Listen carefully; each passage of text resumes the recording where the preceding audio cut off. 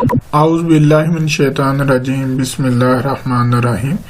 Dear student, आज का जो हमारा टॉपिक है वो है लेआउट टूल्स। बिफोर हम क्या करते हैं कि लेआउट टूल्स को उस वक्त यूज़ करते हैं कि जब हमने बिफोर कटिंग, ड्रिलिंग और या welding operation to be use for measuring and marking on the job to be use a layout tool for this purpose.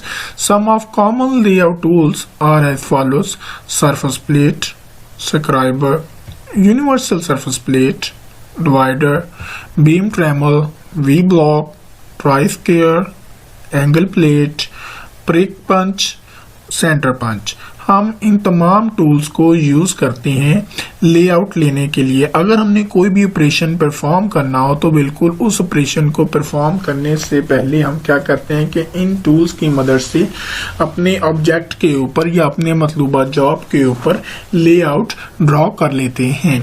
इसके लिए सबसे पहला है हमारा सरफेस प्लेट। सरफेस प्लेट जो कि होती है ये अपना इसका मटेरियल है ये कास्ट आयरन या ग्रेफाइट की बनी हुई प्लेट होती है। इसके हम क्या करते हैं कि बिल्कुल इंस्पेक्शन, टेस्टिंग और फ्लैटनेस हम किसी भी ऑब्जेक्ट की इससे ऊपर हम चेक कर सकते हैं ताकि उससे हम परसाइज मेजरमेंट ले सकें, परसाइज लेआउट और एक्यूरेटली अपना मतलूबा जॉब अपना तैयार करने के लिए बिल्कुल उसी के ऊपर ही हम क्या करते हैं कि उससे अपना मार्किंग करते हैं और लेआउट कर लेते हैं ताकि नेक्स्ट जो भी ऑपरेशन हमने परफॉर्म करने हैं सही है उसके ऊपर ताकि कोई गलती की गुंजाइश ना रहे। इस हवाले से मैं बता दूं कि आपको कि इस अपना सरफेस प्लेट जो कि बहुत ही स्मूथनेस और फ्लैटनेस और सरफेस होती है, ठीक है, इसको हमने क्या करना होता है कि बिल्कुल जब हम यूज कर लेते हैं तो इसको कवर कर देते हैं। वुडन बॉक्स से भी कवर कर सकते हैं या लकड़ी से हम क्या करते हैं इससे कवर कर लेते हैं ताकि इसके ऊपर डर्ट की वजह से जब भी हम इसे यूज करें किसी भी गलती की गुंजाइश ना रहे। इसकी स्मूथ सरफेस होने की वजह से, फ्लैटनेस सरफेस होने की वजह से हम क्या करते हैं कि इसको कवर किया जाता है ताकि इसके ऊपर गलती की गुंजाइश ना रहे। इसी तरह हम नेक्स्ट देखते हैं कि बिल्कुल ये हमारी सरफेस प्लेट है। Surface plate too much flatness and smoothness of this plate to be use for check out object smoothness surface. We can also use for this purpose of dial gauge। हम इस मकसद के लिए इसके ऊपर dial gauge use करते हैं और डायल गेज की मदद से हम मतलूबा जॉब जो है हमारा उसकी स्मूथनेस या फ्लैटनेस सरफेस को चेक करने के लिए बिल्कुल सरफेस गेज का इस्तेमाल करते हैं ताकि किसी भी गलती या की गुंजाइश या एरर ना रहे। इसी तरह हम क्या करते हैं कि बिल्कुल गियर हॉबिंग मशीन है। गियर हॉबिंग मशीन के ऊपर जो हमारा बॉक्स होता है जस्ट लाइक उसके ऊपर एक सरफेस प्लेट होती है और सरफेस प्लेट का उसके ऊपर रखने का मकसद ये है कि जो भी हम परसाइज मेजरमेंट्स के मुताबिक अपना मतलूबा जॉब तैयार कर सकें। इस हवाले से सरफेस प्लेट का हमारा बेसिक काम होता है और ये बेसिक यही पर्पज के लिए हम इसी मकसद के लिए यूज करते हैं ताकि जो हमारा मतलूबा ऑब्जेक्ट है उसकी सरफेस के ऊपर जो भी ऑपरेशन परफॉर्म करना है उसमें कोई भी ह्यूमन एरर की गलती या परसाइज मेजरमेंट्स के मुताबिक अपना मतलूबा जॉब को हम तैयार कर सकें। इसी तरह नेक्स्ट है हमारा जो टूल लेआउट टूल्स है वो है स्क्राइबर। ये हाई कार्बन स्टील का बना हुआ टूल होता है और इससे हम क्या करते हैं कि इसके एज शार्प एज होते हैं और बहुत ज़्यादा हार्ड होते हैं। इन हार्ड एज की मदद से हम क्या करते हैं कि किसी भी सरफेस प्लेट के ऊपर या मेटल शीट प्लेट के ऊपर हम लाइनें को ड्रॉ करने के लिए स्क्राइबर को यूज करते हैं क्योंकि हम लेड पेंसिल की मदद से कोई भी लाइन ड्रॉ करेंगे तो मेटल शीट के ऊपर वो अपना अरेज हो जाएगी। उस अरेज से बचने के लिए हम क्या करते हैं कि स्ट्रेट पॉइंट स्क्राइबर का यूज करते हैं जिसके एजेस जो कि दोनों एजेस बहुत ज्यादा शार्प होते हैं और हार्ड होते हैं ताकि जो लाइन है बिल्कुल फिजिकली हमें एक प्लेट के ऊपर ड्रॉ हुई नजर आती है। इसी तरह मैं यूनिवर्सल सरफेस गेज की बात करूं। यूनिवर्सल सरफेस गेज में क्या है कि बिल्कुल हम it is use for making a purposes. It consist of heavy base. ये बेस क्या है? स्क्राइबर एंड ए बार।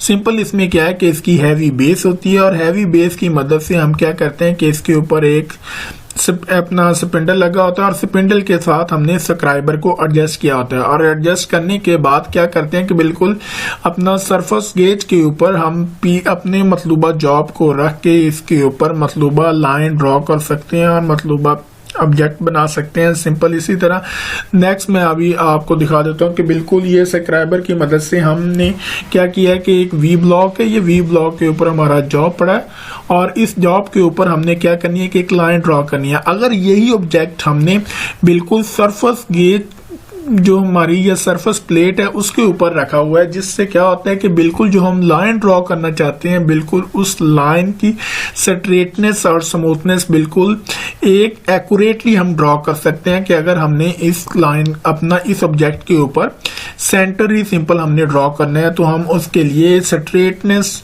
अपना होने की वजह से, इसकी स्मूथनेस ऑब्जेक्ट के होने की वजह से हम क्या करते हैं कि उसके लिए सरफेस प्लेट भी यूज करते हैं। यानी इन तीनों 3 से 4 यानी हम स्क्राइबर का यूज करते हैं, वी ब्लॉक का यूज करते हैं और ये हमारा जॉब है।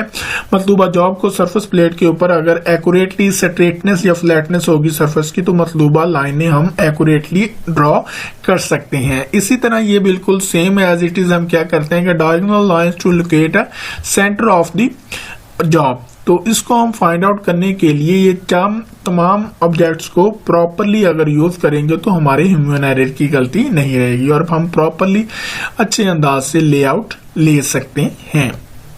इसी तरह नेक्स्ट है हम डिवाइडर को हम it is made up of steel and it is use for making arcs, dividing the lines या transferring the dimension. Dividers have 2 legs having sharp feet, these are hinged at the top.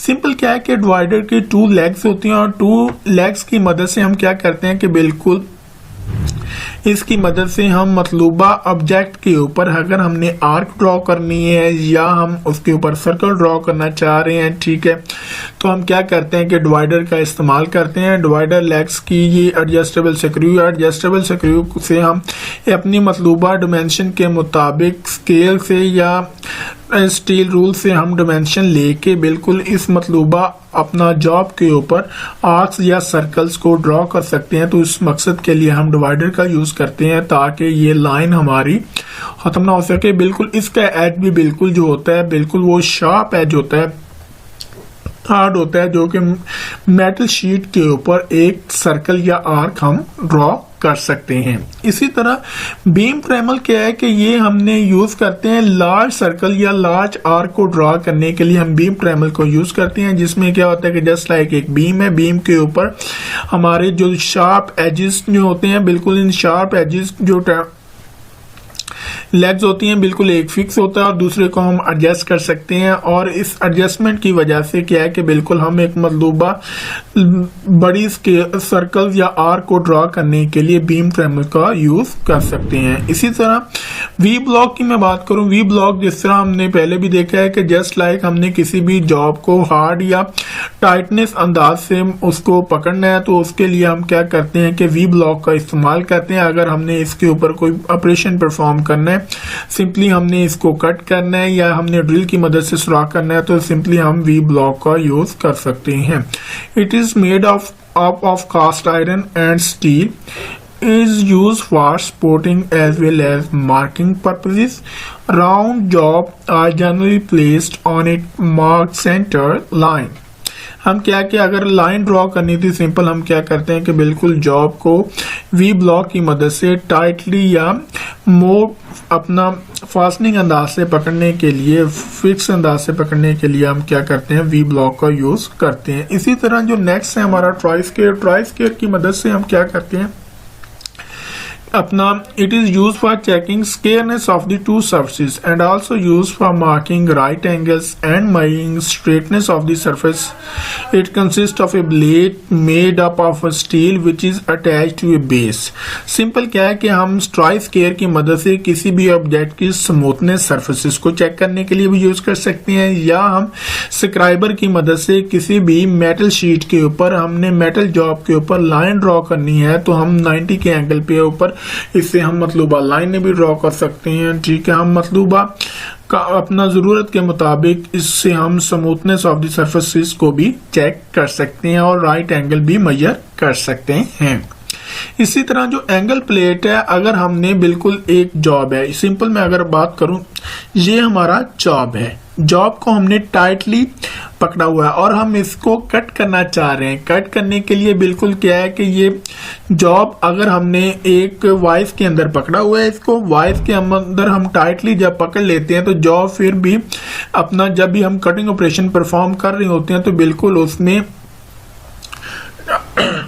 अपना वो vibrate करता है। उस vibration से बचने के लिए हम क्या करते हैं कि एंगल प्लेट का यूज करते हैं। एंगल प्लेट से हम क्या करते हैं कि इन स्लाइड के अंदर, इन जो सप्लाइन शॉप में सप्लाइन फॉर्म में बनी हुई है, बिल्कुल 3D फॉर्म में, इसके अंदर अब जॉब को, अपने मतलूबा जॉब को डाल लेते हैं। सेम एज इट इज आपको शक्ल में नजर भी आ रहा है, और ताकि इससे क्या होगा कि वाइब्रेशन पैदा नहीं होगी, और इस वाइब्रेशन से बचने के लिए हम क्या करते हैं कि अपने मतलूबा जॉब को बेहतर अंदाज से और प्रिसाइज और एक्यूरेट अंदाज से कट कर सकते हैं। It is use for holding and supporting the job.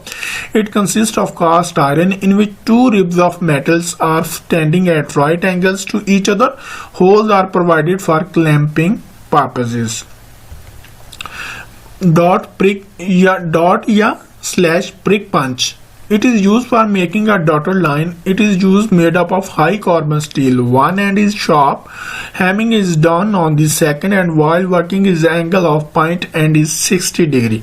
Simple मैं आपको बता दूं कि जो हमारा prick punch या dot punch होता है, हम इसका आपने एक तो याद रखना है कि इसका एंगल कितना होता है, बिल्कुल 60 डिग्री होता है। ये मल्टीपल चॉइस में क्वेश्चन भी आ सकता है, ठीक है, उस वाले से। और प्लस मैं आपको ये भी बता दूं कि इस prick punch की मदद से हम उस वक्त यूज करते हैं कि जब हमने डिवाइडर को यूज करना होता है, और बिल्कुल डिवाइडर को यूज करने के लिए सिंपल हम क्या करते हैं कि बिल्कुल ये हमारा prick पंच है या सेंटर पंच है। हम क्या करते हैं कि डिवाइडर से हमने शीट के ऊपर अपना आर्क या सर्कल ड्रॉ करना है, तो उससे क्या करते हैं कि जब हम उससे हम स्मूथ प्लेट के ऊपर इसको डिवाइडर को रखते हैं तो वो बिल्कुल क्या हो जाता है, स्लिप हो जाता है। इस स्लिप से बचने के लिए हम prick पंच से क्या करते हैं कि हैमरिंग कर देते हैं, और हैमरिंग करके वो बिल्कुल डॉट 60 डिग्री के ऊपर एक जस्ट लाइक एक अपना कैविटी बन जाती है, और इस कैविटी